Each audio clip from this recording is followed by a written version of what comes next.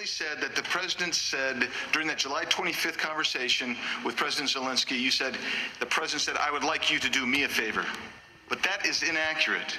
It was finally clear in that colloquy, and I'm going to read it to you. I would like you to do us a favor, though, because our country has been through a lot. One of you said, well, that's because the president was using royal we. Here, the president's talking about the country. That's what he's talking about. It's audacious to say it's using the royal we. That's royal, all right, but it ain't the royal we. And I'll just tell you, when you come in with a preconceived notion, it becomes obvious. One of you just said, Mr. Feldman, it was you who said, and I'm going to quote here, roughly, I think this is exactly what you said, though.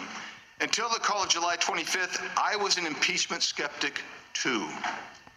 I don't know, I'm looking at an August 23rd, 2017 publication where you said, if President Donald Trump pardons Joe Arpaio, it would be an impeachable offense.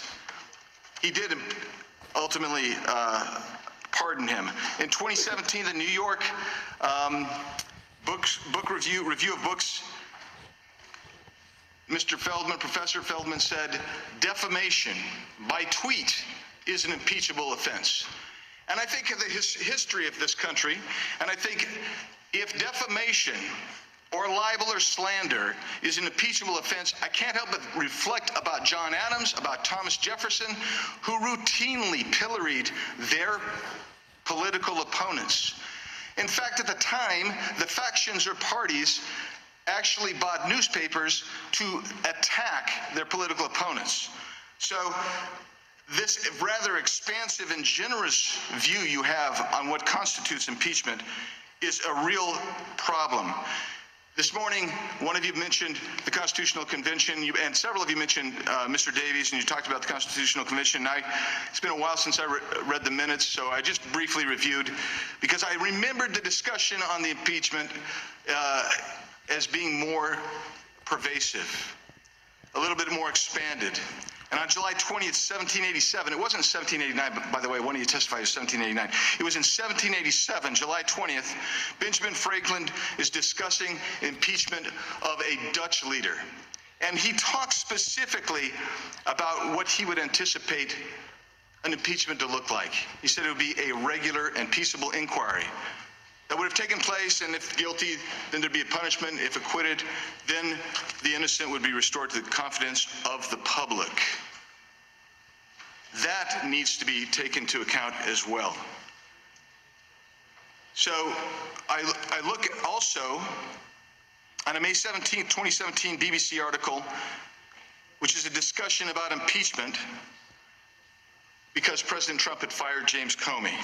Alex Whiting of Harvard said it was hard to make the obstruction of justice case with this sacking alone.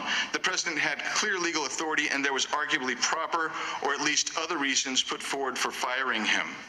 And yet, what we have here is this insistence by Ms. Gerhardt that that was impeachable. That's contained in that article. Refer you to it, May 17, 2017, BBC. What I'm suggesting to you today is a reckless bias coming in here. You're not fact witnesses. You're supposed to be talking about what the law is, but you came in with a preconceived notion and bias. And I want to read one last thing here, if I can find it, from one of our witnesses here, and it's dealing with something that was said in a Maryland Law Review article in 1999.